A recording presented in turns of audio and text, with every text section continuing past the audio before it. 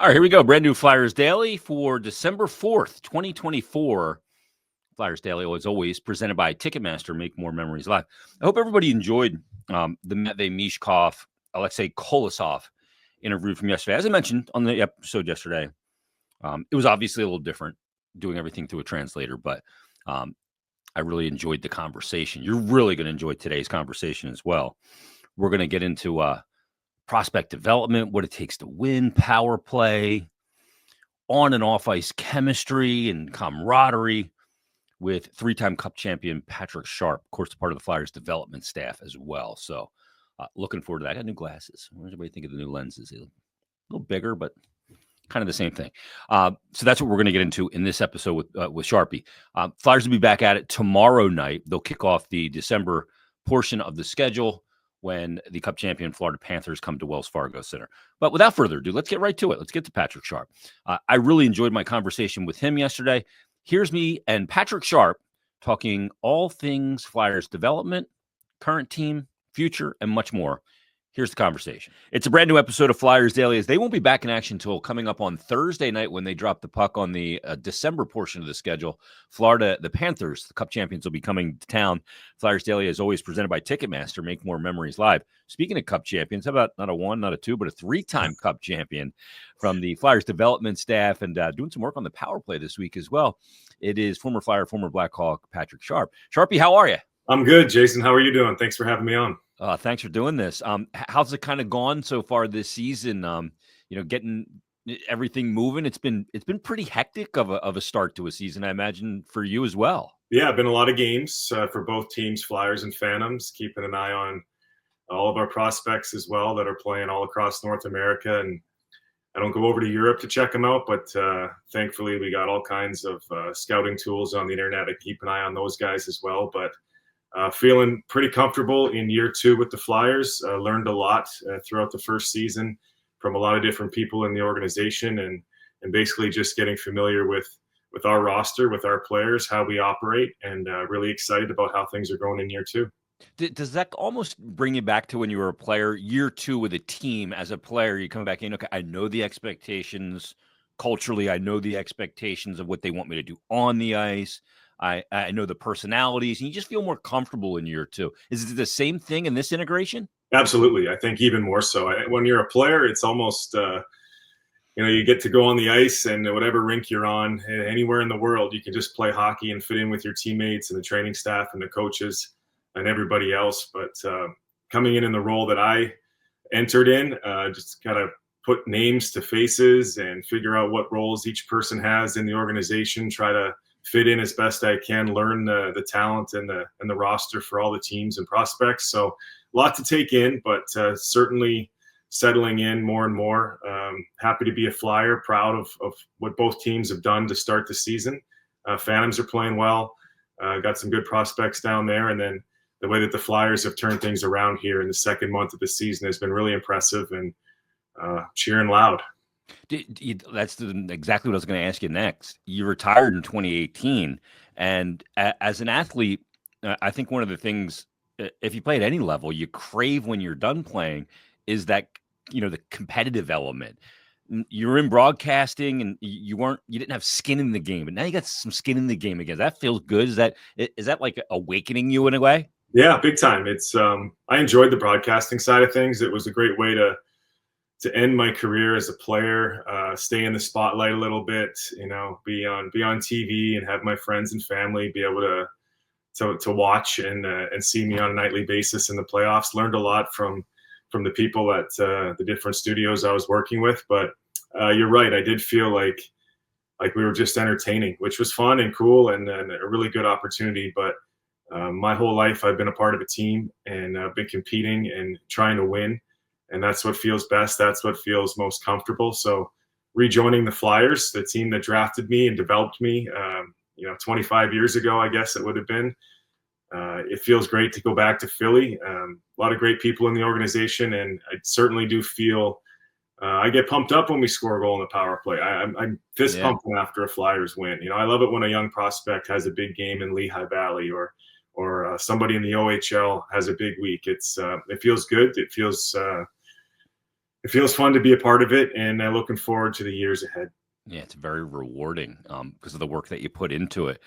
Let me ask you about the way things have gone this year. I talked to Torts about this on Hockey and Hounds this week. We kind of took a 30,000-foot view of some things in the organization. When he came in, he said, there's a lot of areas we got to clean up. We got to raise the standard of everything. And one of the things I mentioned to him was that every time, you pick up the phone and you call down the Lehigh Valley of late, and you call somebody up, all they do is come up here and perform really well, whether that's Helgi Grans this year. I mean, Emil Andres knocked the door down with a battering ram. And there's been other guys, whether Anthony Richard, who had to go back down because of the numbers game.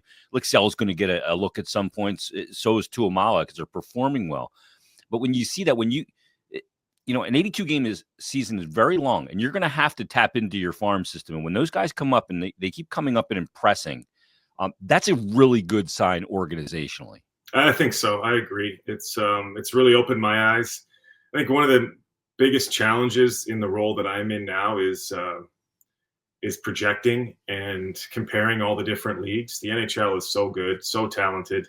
And as you go down the line, there is separation between the leagues and the divisions. But watching Emil Andre, watching Grans go up to the NHL after I had eyes on them in Lehigh Valley for a full season and seeing how they can fit in at that group, that speaks volumes to the coaching staff in Lehigh, the development staff with Riley Armstrong and Nick Schultz. They're working with these kids daily, trying to get them prepared so that when the call does come, and there's injuries, there's bad stretches, there's all kinds of stuff that you have to dip into that farm system. We have some guys that are ready, and so far so good with the call-ups. They're looking like they fit in right away. They've helped stabilize our group with the Flyers a little bit, and things are going well. But projecting, looking at kids in the OHL, up to the American League, and then the next step to the NHL. The European leagues are all different, bigger ice surfaces. So you watch one game a night and you try to fit a player in. What's this kid going to look like in a different league, in a different situation? It's really challenging. I'm learning a lot, and we have some good people in the organization that are better at it than I am, but that's the name of the game right now. Yeah, that's so interesting because you can go watch a game in the OHL versus a game in the WHL, and yeah, they're the same age, but the game's played different in the Dub as it is in the OHL. Or if you're looking at this, over in Europe at the Swedish League, the Swedish Elite League, or the KHL. I mean, it's weird. It's the game of hockey, but it's not the game of hockey. It's a different game of hockey, depending where it's played. Yeah. And it's one of the things I think has been so impressive about this year too, Sharpie, is you look at the two young goaltenders in Fedotov and Kolosov have come over. And I remember having Kevin Woodley on from In Goal Magazine when Fedotov came over, and he said, it's like a different sport playing in the KHL because of the traffic in the NHL. But the way those two have adapted has been all Kolosov doesn't even speak the language at this point. I had him on yesterday. It's been so impressive. You got to handle all of those elements on and off the ice with a fine-tooth comb. Yep, there's a lot that goes into it, especially at that goaltender position. You got some guys coming from overseas. The game is played differently over there. Angles of the shots are different. The ice surfaces are a little tighter here in North America, and there's a lot of good shooters in the National Hockey League. But our goaltenders, both those guys, Fedotov and Kolosov, have stabilized at the NHL level. They've performed in big moments, and you can watch the on-ice stuff and see the talent in all the different leagues. But what I find most interesting is getting to know the kids off the ice and seeing how competitive they are. And that's one thing that we have in Philadelphia is we've got competitive players at all different levels, guys that want to be good, guys that want to play at the highest level, and guys that want to win. So you put enough of those guys together in one group and good things are going to happen. And I think you can look at our coaching staff led by John Tortorella. There's not too many guys more competitive than Torts in the National Hockey League. So we're off to a decent start, and we got a long way to go. Sharpie, for a team to have success, I'm not saying everybody has to like each other, but there has to be that commonality in where you're going. I look at this team and I feel like there's a really good culture. Like I think I've become an expert at body language reading. Sometimes when it sags and it's not good, you can read that. But I can also read the joy that these guys get out of each other's success on the ice and their camaraderie off it. Seeing, the Instagram stuff in the off season that these guys all hang together. Thanksgiving, a bunch of the boys were together and everything. It's a really together group. As a guy who won 3 cups, how much does that mean? Because I look at the roster the other night, 15 of the 20 players were drafted here. Mm-hmm. And I think there's a commonality in that as well. Yeah, for sure. There's pride in being drafted by the organization that took a chance on you, that believes in you. You want to play hard for that team. But I do feel like the bringing a team together, it happens throughout the course of a season. It happens over time, over years. Fans get to watch the games 2-3 times a week and tune in, but these kids are at the rink every day. They're practicing for hours. They're traveling together. They're in the hotels. They're having dinner. They're best friends, and that's probably the one thing that I miss the most of not being a player anymore, is having 25 buddies with you at all hours of the day. But it's the big moments that happen throughout the course of a season that really brings a group together. And lately with the Flyers team at the NHL level, some of these wins that we've had lately, you see all kinds of smiles all of a sudden in the locker room, post-game interviews. The high fives have been great. The energy just naturally goes up to another level. And you see Bobby Brink and Tyson Forrester connecting for points in back-to-back games on big goals, big celebrations. The crowd gets into it. Those are the moments that you look at and try to build off of for the playoff runs down the road. Yeah, no doubt. One of the guys that's obviously excited a lot of people, Sharpie, is Matvei Michkov. The flair for the dramatic is obvious. He does not shy from it in any way, shape, or form. And you just see the instinctual way he plays the game, how he finds good ice without ever having to look or think about where the good ice is. He just migrates there. What have you seen out of Mish so far? Because it's been astounding. And for a 19-year-old, he's going to be 20 coming up in a couple of days on the 9th. But 19 years old, just where he is instinctually in his, probably unbeknownst to him, hockey IQ. Yeah, it's been impressive. And, his attitude on the ice is he's hungry to score. It comes through on the TV when you're on the ice with him. He's always hungry around the net. He's looking for loose pucks. He knows how to do it. He loves to score at every level that he's been at, and he's doing it right now at the NHL level. It seems like when the game's on the line, and we've seen him with 3 overtime winners already at this point, he smells blood in the water, and the ice is open up for him, and he knows where to go to get those opportunities. He's really good at protecting the puck. That's one thing I noticed the first time I was on the ice with him. He's got a stable, wide, strong base. He's tough to push around, and he can protect the puck with his head up, and that gives him a huge advantage to find teammates, hang on to the puck a little bit longer, maybe deceive the defenders a little bit. That's all part of it. The game is so fast now that you take every little advantage that you can get, and I think that those are some of the tools that he has, and to see the success he's had already as a teenager is pretty impressive. I expected him to, maybe learn the league a little bit for a couple of weeks or months, go around, play some teams, feel the pace of it. But right from day one in training camp with the development team in Lehigh, he played a prospects game. He looked fantastic. He looked great in the preseason, and he's had a terrific start to the first couple of months of the NHL season. So it's hard not to be excited about what we see from Mitchie, and there's better days ahead. But right now, it's pretty fun to watch. When you're playing with a guy like that, you play with Patrick Kane, who, you play the game your whole life, and where the expectations are that you're going to get the puck from a teammate. But when you play with a guy like Patrick Kane, or those guys that just in the offensive zone can distribute the puck at such an elite level, there's an awareness that has to come with that. Like, I've got to be ready, because even though it doesn't look like he's going to pass it to me, or he can pass it to me, it could end up right on my blade. How do you approach that as a player playing with a guy like Michkov? Because you're going to get opportunities when you probably never thought you would get opportunities because of that distribution. You're absolutely right. You need to adjust as a player when you're playing with talented players like Patrick Kane is the one you mentioned. I remember back in Chicago, we were a poor team. We missed the playoffs for a bunch of years. We had these 2 kids coming, Kane and Taves, and right from the first day of training camp, being on the ice with them, the very first time we stepped on the ice, you could just feel it, that they were the best players. They're poised with the puck, the chances that they created.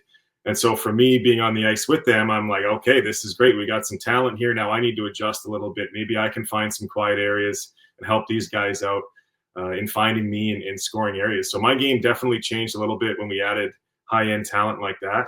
And Mitch is a player that, for the Flyers, can distribute, can play make, but can also be lethal goal scorer at the net. So he's not the only one. We've got a few young prospects in Philly. Travis Konecny's having an unbelievable season to start. There's talented players up there all across the board. The longer this group plays together, the more confidence they gain, the less adjustments need to be made, and more success to come. Sharpie, I know you were in town and working on the power play. It got off to a good start. It's kind of sagged a little bit of late, although it hasn't looked as aesthetically poor as it did at times last year. It's gotten pressure. It just hasn't cashed as much of late. How different is the approach on a power play in the 2024 time than it was even back in 2015, say, when you guys are winning cups? Because the East-West element of the game is so pronounced now. We see goaltending save percentages dropping a little bit right now for the first time in a long time as well. Mm-hmm. But what's different in how you attacked 9-10 years ago on a successful power play to how you have to attack now? Yeah, I think the preparation, the coaching, the video has all gone to another level over the last 10 or 15 years from when we were playing long playoff runs till now. Coaches, players, they're well prepared for what's coming. We got a big game against Florida in the next couple of days, and the Flyers will certainly be scouting the penalty kill and areas to attack. I was in town and learning a lot from Rocky Thompson and Danny Heatley, John LeClaire were there as well. We had some good discussions on how we can potentially get better. At the end of the day, it comes down to the players and the coaches and everybody involved just continuing to work at it. It's not something where you can say, hey, try this play, and all of a sudden the power play jumps to the top 10 in the league. It's a slow process. We got to build with solid details, have a good foundation, whether it's in the face-off circle, the entry on the breakout, or in zone, where I feel like once the Flyers are set up in a 1-3-1, like every team does, they can move the puck around and the talent shows and they can make plays. So it's a work in progress. It's a huge part of the game for every team in the league, and something that we expect in Philadelphia to get better here every year going forward. When you're attacking on the power play, one thing that I've always been a big believer is it's got to be emotion. You have to move. Every decision you put a defending team to is an opportunity for them to make the wrong decision. So if the puck's moving and the players are constantly moving, then that's probably part of it. Is that a big element in today's game? Like I see guys, if you looked at Toronto last year, or you look at some of those teams. Now, Matthews is a disgusting shooter. So it's almost unfair. But when you look at those teams, there is so much motion in it. And maybe back, early in your career, it was kind of, you're the bumper, you're the net front, you're the half board. It's really kind of almost in a way, kind of maybe getting to a point where it'll be positionless. Yeah, it's motion is a key word for sure. You want to be active with your feet. You don't want to get stationary and stuck, because then you become easy to defend. It's no secret that most of the goals in the NHL, especially on the power play, every league, they're all scored in front of the net, whether it's a rebound, a tip, a deflection. That's where the majority of the goals are scored. Now, to do that, it's not as simple as just saying, well, let's just go past the puck to this area and score from there. Sometimes you have to draw penalty kill defenders out a little bit higher with a one-time shot or a shot from the quarterback from the blue line. That can establish a different look for your power play as well. Then all of a sudden, maybe a goal line play or the net front can be open. But motion is a key word. Quick puck movement, knowing the tendencies of our teammates, our guys on the ice, what our players like to do. You can adjust accordingly. And, there's a million things that go into it. And we feel like the power play has gotten better, but a long way to go to get to the tops in the league. You look at some of these teams that, have tough nights 5-on-5, but can manage to pull out wins just simply because they're snapping it around on the power play. It's I always felt that the power play was a nice tool for an offensive player. You're not going to play 82 solid games every shift you're on the ice, and there's some nights where you can walk away with an assist or maybe a goal on the power play, and that helps your 5-on-5 game as well. So we want our players to get points on the power play. We want them to play creative. We want them to play free and make the play that they see available. Our job as coaches is to try to guide them in the best way to create scoring chances based on a nightly basis on who we're playing. Talent certainly has a lot to do with it, but we've got a lot of younger players that are gaining experience on the fly right now, and we're pretty confident that our power play will continue to get better every year. Yeah, so much of the game is predicated at 5-on-5 because the majority of the game is played 5-on-5. One of the guys that we saw, through the summer and maybe a lot longer than we thought we were going to see him is Jet Lachenko. I know you're going to get another look at him this week. And he goes back to Guelph after, getting a very good taste at the NHL level, which I think is just an enormous thing for a player's development to know what it feels like and, day to day. I said he came down here, Sharpie. He had a couple pairs of shorts, thought he was going to go back home real quick. And then all of a sudden he's like, man, I got to get to Kohl's or something, buy some duds because it's starting to get a little chilly. I'm still here. What'd you see out of Jet? Because the maturity of this kid on and off the ice, I thought was incredible. Yeah, very impressive. Great leadership qualities. When you talk to him off the ice, he shakes your hand, looks you in the eye, and I think that goes a long way in today's day and age as well. Very strong, very fit player, and when you watch him on the ice, that shows through as well. His skating is really strong. It's elite. He's in the middle of the ice, and he can play in all three zones already at a young age. Very impressive in that regard. You talk to coaches that have either watched him or had him on their team in years past, and they're all very positive about Jet. And there's not a whole lot of negative comments coming back about his game and where the potential is to take it. So we're really happy with the progress that we've seen since we drafted him. It was a great pick from our scouts. They owe a lot of credit. They watch all these games and they're scouting these players. And he was a guy that was certainly the player that we wanted at that number. So he impressed everybody in training camp. He earned a spot in the NHL to get things started, and he's doing really well in the junior hockey right now. Just got named to the Team Canada World Junior Tryout roster. Expect him to go there and do well. We're all rooting for him and excited to watch what he can do there. And in the meantime, he's living his life as a teenager in Ontario. He's growing up. We've got plenty of time until we see him in Philadelphia doing great things for us. So right now he's just got to develop, stay healthy, and keep being the great kid that he is. A couple of the other guys that are on that Team Canada, that camp invite, are Denver Barkey and Oliver Bonk with the London Knights. Barkey the other night, ho-hum, 1 goal, 4 assists. Yeah. I mean, we didn't get to see him this year in training camp because he was coming off the illness of mono. And we didn't get to see him in preseason games to kind of get that side-by-side comparison of draft year +1 from a year-to-year standpoint. But what have you seen out of Barkey? Because to me, I watch him and he's just fun to watch. Mm-hmm. He's not, obviously he's diminutive in stature, but he gets after it. I like guys like that. Yeah, I do too. There's a lot to like about Denver's game. It was, I agree with you, disappointing that he wasn't able to play in training camp this year because of the mono. That's a huge step in a lot of young players' development, is when they're at that age, 18, 19 years old, and they get to go through a full camp with NHL players. They get to feel what it's like to be on the ice in a 5-on-5 situation with NHL players.